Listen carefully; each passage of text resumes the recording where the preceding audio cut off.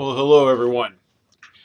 This particular lecture video is sort of an interesting one because we're talking about memory or the lack thereof of memory, and basically we address the question, why do we forget? Okay. Believe it or not, there are a number of reasons why we forget things. And if you look at the beginning of the chapter of your textbook on memory, you will find that there are 3 steps to memory. Okay. 3 steps. In addition to sensory memory, short-term and long-term, what I'm talking about is the process of encoding, putting something into memory, storage, and then later retrieval. Those are 3 big steps: encoding, storage, and retrieval. And sometimes when it comes to the question of why we forget, there's a problem at possibly one of any of these 3 methods. So let's go ahead and get started. One of the reasons we actually forget things, okay, is referred to as encoding failure. Now, as I said, with encoding is the process of putting things into memory. And sometimes, get this, the reason we forget is because we never encoded it to start with. That's right. We forget things because we never have committed them to memory to begin with. And that is what we refer to as encoding failure. Here you are struggling to remember something and you can't do it. Why? Because in the strictest sense, it's not in your memory to start. Now think about this. For those of you who work in a job around money, maybe you have to work the register, maybe you have to count money, dollars, coins, whatever. If you work around money, let me give you an example. Take a look at this particular picture right here, okay? Leave all your coins behind, at least give it a try, okay? And ask yourself as you look at this, which of the following pennies is what a penny actually looks like? In class sometimes I'll just ask them, what direction does Lincoln's head face on a penny? Does it face to the right or does it face to the left? So take a moment, if you will, hit stop if you need or pause, and look at these and try and figure out which of these is what a penny looks like. Okay, well, let me help you out here. Of these 12 different pennies, the one that is an actual penny is A. And it's interesting because I've done this in class where I just ask people, what direction does Lincoln's head face on a penny, let alone all of that. And a lot of students are surprised they can't get it right. And it's okay. I'm not out to embarrass them. I'm out to basically make a point. The reason they don't remember what direction Lincoln's head faces on a penny or what a penny looks like for sure is because even though they deal with that kind of coins on a daily basis at their jobs, it's never been important enough to commit to memory. And because they've never found it important enough to commit to memory, they're not exactly sure. All right? This is what we call encoding failure. Another type of, or another reason why we forget is not that we didn't encode the information. We begin to encode it, but there is what is called consolidation. And consolidation is the actual biological process of committing something to memory, okay, putting something to memory. And sometimes the reason we cannot remember something is what we call consolidation failure. And the reason we can't remember it is because something got in the way of the biological process of committing something to memory. Okay, consolidation failure occurs when something happens to physically get in the way of the process of committing things to memory. If you ever know someone who's been in an automobile accident, maybe they hit their head against the glass, maybe they were unconscious for a while.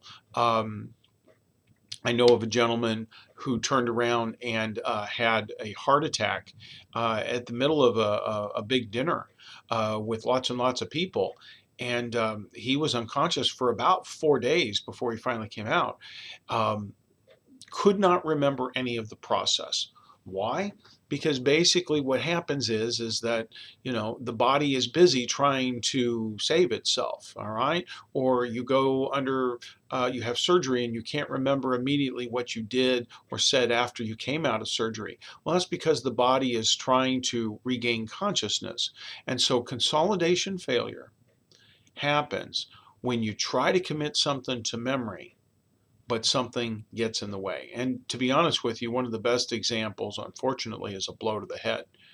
In doing forensic psychology, I've had issues where basically people turn around and, you interview them and say, "Tell me what happened. Can you describe the person that hit you?" Now they can't because they were knocked unconscious or something like that. They took a shot to the head and they don't recall. Another reason that we cannot remember something is sometimes referred to as the use it or lose it theory. We call this the decay theory. The decay theory of memory, okay, or why we forget. Um, Simply put, if we do not use information on a somewhat regular basis, we tend to lose it. This can be general semantic information. If we don't think about episodes in our lives, there's a lot of them that get lost.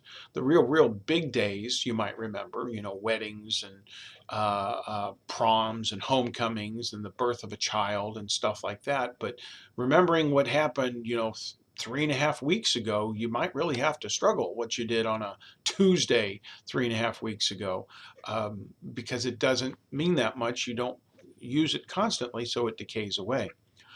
One of the best examples of decay theory I've ever come across occurs when people turn around and I talk about the ability to type on a keyboard.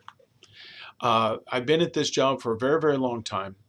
And basically, there was a time where people took keyboarding in high school or middle school. And way back when, I would ask students, how many of you took keyboarding, or that some called it typing, in middle school or high school? And a lot of hands would go up. And basically, I would ask how many, this was 15, 20 years ago, how many of you still can type as fast as you could when you were in middle school or high school? And a lot of the hands would drop because they didn't have computers as much back then. They weren't working on keyboards on a daily basis. So the answer was they're not so good at it. It decayed away.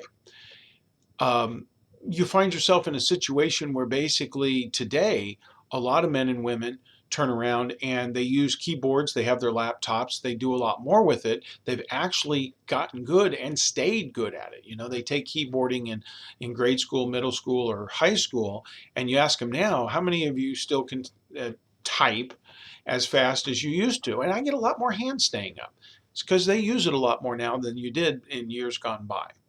Decay theory, use it or lose it. Language is a great example of that too. Language is a fantastic example. You learn a language and you travel abroad and you get pretty good at it, and you live abroad, but you come back home to the United States, let's say, and you stop talking in that language and you struggle to remember it. It doesn't mean you can't recall it, you just struggle sometimes. There's also what we call interference theory. With interference theory, we tend to forget things because of interfering events. Things get in the way, okay? You start focusing on other things. You start thinking about other things, and therefore you cannot remember things, okay? For example, there is what is called proactive interference. With proactive interference, what happens is that you basically turn around and what you have learned first gets in the way of your ability to remember things learned later. What you have learned first interferes with your ability to recall more recent stuff. For example, you get to January, okay, of a given year, and you turn around and you have to start writing checks to pay bills or something like that, or you have to fill out an application in January. And so you put down the date and then you write down the year and realize, oh crap, I wrote down last year. Okay, you wrote down the wrong year. This is an example of proactive interference because you learned last year's date before you learned this one. And so you find yourself having to scratch it out and change it and stuff like that. Proactive interference occurs where what you learn first gets in the way. With retroactive interference, it's sort of the exact opposite. What you learn more recently gets in the way of your ability to recall that which you have learned first. Okay? Let's say you turn around and you have a 10 o'clock class where you've taken sociology. and then you get done at 11, and from 11 to 12 you turn around and have a break, and then at 12 o'clock you have psychology. Well, given a particular evening, that very evening that you take that class, let's say it was today, 10 o'clock social and 12 o'clock psychology, and here you are studying your note cards this evening, and you're trying to remember a lot of your sociology. But the psychology, which you learned more recently, 2 hours later, comes to mind, but you can't remember the sociology. That would be an example of what we call retroactive interference. What you learn more recent gets in the way of your ability to recall that which came first. This last one is a bit controversial. It is discussed in your book. It is the infamous Sigmund Freud theory, okay, called motivated forgetting. Motivated forgetting is based on the belief of the unconscious. And with motivated forgetting, what's going through your head is this. You tend to remember things, okay, excuse me, let me back up. You tend to forget things or are unable to remember things because your unconscious hides them from you. Your unconscious represses them and hides them from you. And the reason you cannot remember them is because your unconscious actively takes it from your conscious memory. We hear stories of people who are victims of violent crimes, rape and things like that. That's a horrible, horrible thing. And when asked, can you describe the rapist? Sometimes people say they cannot. Okay. Sometimes the victim does not remember. And it could be a crime that went on for several minutes. They did get a good look at the attacker, but they can't remember it. Some people theorize that the unconscious is hiding this terrifying memory from you. On a more laxed example, if you ever catch up with friends and you start reminiscing about things that you did back in high school and middle school and grade school, and you tell a friend, I remember when you were a first year freshman and you did that, and your friends laugh, I remember that too. And someone else says to another, I remember back in 6th grade when you did this or that. And, we all laugh. Then someone points at you and says, I remember back in kindergarten when you turned around and got so embarrassed because you called the teacher, instead of calling her by her name, you called her mommy, and we were all 5 years old and we laughed at you and you hid under the table and it took 20 minutes to get you to come out. And you find yourself sitting there going, I don't remember that. Maybe your friends accuse you of, trying to lie or something, but you really don't. One might argue that that is an example of motivated forgetting. Okay. So here are some of the different theories as to why we forget. There's more to it, and we're not done just yet, but I want to share those with you.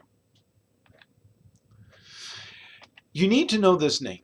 This is a gentleman by the name of Hermann Ebbinghaus. Hermann Ebbinghaus wanted to measure how good a person's memory was, so he did a study on himself. He created a series of cards, okay, like note cards, and he had hundreds of them, but he made into 3-letter, what he called triads. So on one card there might be the letters M and H and V, okay? And on another card, he might have put a T and an L and an E, and then, and on and on and on, all these different versions. And what he did, he'd take a stack of these cards, mix them up, and he would look at one, and he'd look at the letters, okay? Let's say the letters were X and I and M, okay? And he'd put the card down for a second, say the 3 letters out loud, maybe put the card where he couldn't see it for a second against his chest or below his hand, and he could pretty much turn around and tell you what the letters were, all right? But he found that it didn't take very long before he began to forget. This is what is called the Ebbinghaus Curve. The Ebbinghaus Curve shows how good we are at remembering information before we start to forget it. In fact, in Ebbinghaus's study, what he found a lot of times is that we tend to remember things said to us almost immediately. is what percentage, if you look at this chart, on the y-axis, 20, 40, 60, 80, 100%. That is retention, the percentage of information you can recall. Then along the x-axis, you have the number of days. Today, 0. 2 days from now, 4 days from now, 6 days, all the way up to 31. Take a look at the chart. Ebbinghaus found that when given information and asked to immediately recall it, he could get it about 100% of the time. 100% of the time, if he said something out loud and then hid it from himself and said it again, he could recall it. But after just 20 minutes, if he gave himself 10 or 20 cards, after just 20 minutes, he could remember maybe 60% of what he had exposed himself to. After 1 hour, it was about 45%. So the rate of memory loss, of forgetting, according to Ebbinghaus's study, is actually quite steep. We tend to forget a lot of the information put in front of us very quickly. Within the first hour, over half of what we have learned, unless we've gone to great lengths to commit it to memory, is lost. Okay. Now, after a while, it tends to level off, but it still isn't very good. You've got people remembering about 35 to 30%. And then if you get into enough days, they can remember barely 20%. But this shows us something. If we don't practice information, we're going to lose it. Now, that doesn't mean we can't get it back, but we're going to forget it. And a lot of times, imagine me catching up with you after school today. I happen to run into you and see you at the shopping mall. And I say, hey, what do you remember from class today? And you give me that big long blank stare because you don't remember much of anything. That's okay. I mean, that's just an example of the Ebbinghaus curve of forgetting. Then there is forgetting that is due to biology. This sort of goes along with the consolidation concept here, forgetting due to biology. What we're talking about here is what is called amnesia. All right? Amnesia is the biological inability to remember information, typically due to something wrong with our memory systems. Now, there are two major types of amnesia. One is what we call anterograde amnesia. With anterograde amnesia, we tend to, how can I put this? We tend to have difficulty remembering or making new memories. We can remember what happened first, but coming up with new memories can be quite a challenge. We talk about a gentleman by the name of H.M., okay? His name was Henry Molaison. I think it's like Molaisson, Molaison. This young man, okay, when he was just in his early 20s, had a surgical procedure that cut into his corpus callosum and damaged part of his hippocampus. Because of it, Henry, or H.M., Henry Molaison, could no longer form new memories. He could no longer form new memories. And this is an example of what we call anterograde amnesia. Henry, in studies, could actually turn around and remember. He could talk with you if you introduced yourself to him. He could carry on a discussion. He could tell you about the house he grew up in. Though he hadn't lived in the house, he thought he still did. He could do some crossword puzzles. But if he couldn't form new memories, if he was talking to you and then got distracted, you had to start your conversation all over because he would not remember who you were. Okay? There was an example, you might wonder about the picture here of the Earth. There was an example of research done with Henry Molaison, H.M., where he basically was shown by a psychiatrist a picture. And it's worth noting that, he's waiting in the psychiatrist's office, and the psychiatrist walks in, and we always figured Molaison probably said, well, hiya, doc, how you doing? Something like that.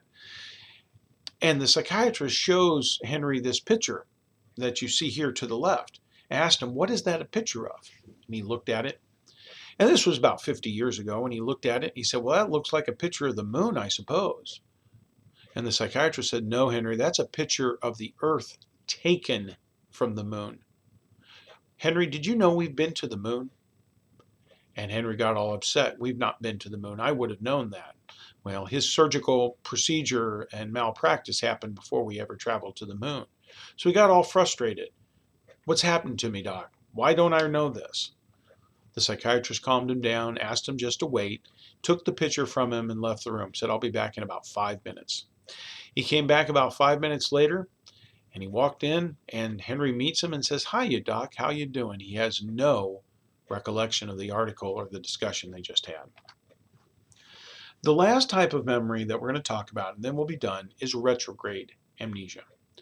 Retrograde amnesia basically means that you cannot recall things that happened before a particular event. Okay, that happened before a particular event. As I said earlier, when people sometimes have a blow to the head and they are asked to remember what happened prior to the event, and things of that sort, and they struggle to remember it, this is an example of retrograde amnesia. They cannot remember things prior to what happened and stuff like that. So, and that can occur. With amnesia, some people can have anterograde and retrograde. Okay, they can't remember what happened before or after a given event because there's damage to the brain in this regard. And depending upon the case, they may get their memories back. That does and can happen as well, that slowly their memories return. And sometimes they're accurate, sometimes they're not. Okay, folks, that's quite enough for now. Take care.